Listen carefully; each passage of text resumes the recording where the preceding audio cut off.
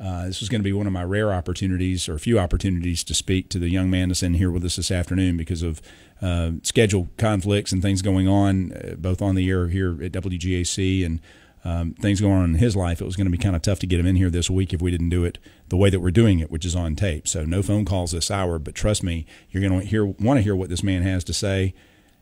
Probably the most famous television broadcasting personality of the last 2 years, if not more. I'm going to go back a little bit further than that. Is there anybody that's been talked about on television more than Matt Monroe in the last, 5-10 years? I don't know of anybody. Matt, how are you? Good, Austin. How are you doing? I'm doing great. This is one of the few times I've ever stood next to you for an extended period of time. How tall are you? 6'4". 6'4". 6'4" and actually a quarter, if we're being exact. Well, yeah, if we're measuring. How's the weather up there? It's great. The air's a little thin, a little cooler up here, a little breezy up here. I like it.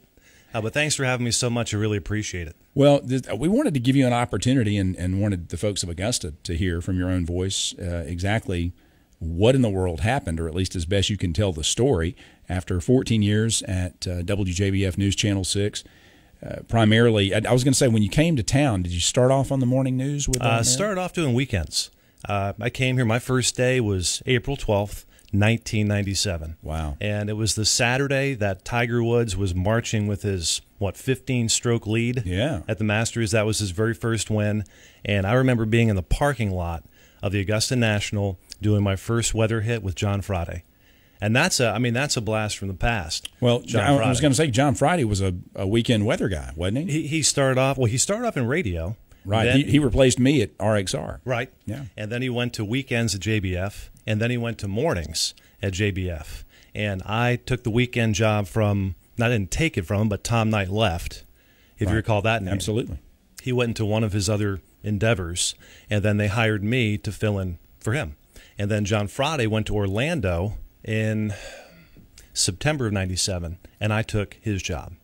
And there you've been ever since. And almost 14 years, almost to the day, in that particular job. But April 12th, 97 was my first day. I'll go out on a limb here, and I don't think there's any way I can be wrong on this. You are the longest running morning news pair, you and Mary Morrison, at one station in Augusta. I think in history, yeah. In history, yep. I remember, I may have told you this the other day when you and I were talking on the phone, Matt, but the way that Mary Morrison got that job was that Pete Mitchenfelder, who was the news director that hired you. No, he wasn't. Oh, he wasn't? No, he'd already. Angela Robbins right, was. Angela, yeah. Pete had already moved into sales. I apologize. That's okay. Yeah, no problem. And then, Angela Robbins actually hired me. So you're not as old as I thought you were. No, I'm 39. I know. 39. Well, or been around as long as I thought. Well, Pete told me, and this is kind of a funny story. As the news director at Channel 6 back in those days, if anyone didn't show up for work at the last minute, particularly somebody on the air, Pete had to fill in for him. Yeah. And Pete did everything from sports to anchoring the news to weather on occasion, even for the 6 and 11 o'clock newscast. He didn't like to do it, and it was always down to the last man. But what he really hated more than anything else was having to go in and do the morning news. Right. And because the morning newscast back in those days it was the training ground for all the new reporters and anchors that would come through. There were a lot of flaky young people that would tie one on and have a little bit too much blood. Well, let's just say their eyes were a little too bloodshot or hungover. Those were the good old days. Oh yeah, those were the good. You can't do that anymore. And they weren't going to come in the way that they were supposed to. And so Pete got tired of doing that. So he decided that to solve this problem, he was going to hire someone who would never go out and party, who would never call in sick unless they really were sick, and who would never lay out unexpectedly. And that person was Mary Morrison. Yep. And that's about as close to hiring your mom as you can get. You are correct. Yeah. Back in those days. Oh yeah. Oh yeah. Mary's now moved into grandma territory, which is fine. That's how long she's been around. But Pete really solved the problem because she has literally been there ever since. And I want to say it's 20 years for her, something like that. It's over. It's something like 23, 24, wow, 25. George Myers has been there 25. I'm pretty sure he's right on 25, 26, and Mary is just under that. I know it's 23. By now it might be 24.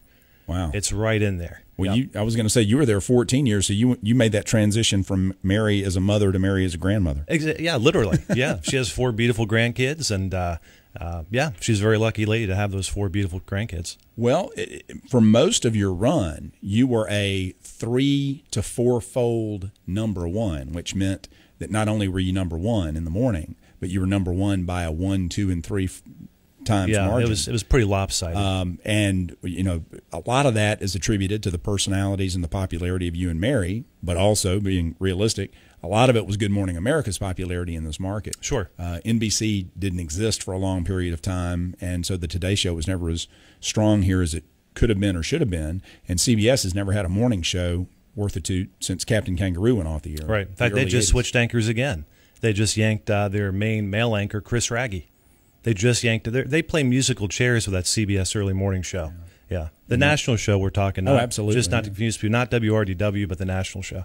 So the combination of you and Mary being a winning team and Good Morning America being as popular as it was, I mean, there was no looking back. It's almost like Channel 12 and their noontime news for many years with the Bob Barker Price is Right lead-in. True. In 14 years, we never beat them at noon, ever, in a book. So that just kind of solidifies your point about lead-ins, and it definitely has something to do with it. That Price is Right is so strong. We still, well, I'm no longer they still can't beat RDW at noon. You, by the way, you're always going to refer to them as we, unless you go to work for another local TV station. It's hard not to. I find myself, you know, Lord, 19 years after leaving Channel 12, and I was only there for 3. I wasn't there for 14. I still consider those folks over there that I worked with, Estelle Parsley and Charlie Moody and Bob Smith, up until very recently, all part of a family. Yeah, it's the way you feel about folks like that. That's true. A lot of questions surrounding you leaving. Now, you told me that June 19th you were called in to the office, and your contract was up. You were at the end of a 3-year contract, I believe. Yes, that's correct. And did you have any idea what was coming? No. In fact, the next day I was going to go to Oklahoma City on an AMS weather conference. That's the American Meteorological Society weather conference. It's the big guru weather conference of the year. So I was literally about to walk out the door. Now, were you going on your own, or was Channel 6 sending you? Channel 6 had agreed to send me. Gotcha. They had agreed to send me.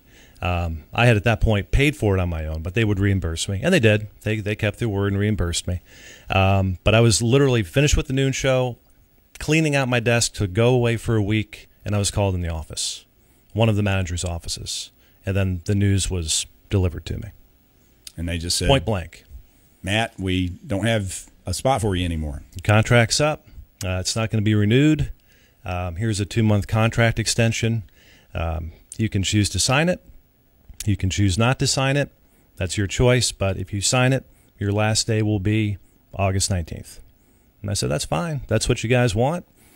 That's what you guys will get. And I signed it, and I pushed the piece of paper back across to that particular manager. And we just had some pleasant words and a handshake, and I went on my way to head out to Oklahoma City.